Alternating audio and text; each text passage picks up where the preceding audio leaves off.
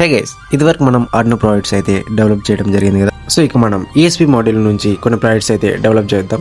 అంతకంటే ముందుగా మనం ఈఎస్పి మాడ్యూల్ గురించి క్లియర్ కట్గా నేర్చుకుందాం. ఎక్స్ప్రెస్ ఇఫ్ అనే కంపెనీ డెవలప్ చేసిన WiFi Bluetooth enabled micro control బోర్డ్ని మనం ఈఎస్పి సిరీస్ అని అంటాం.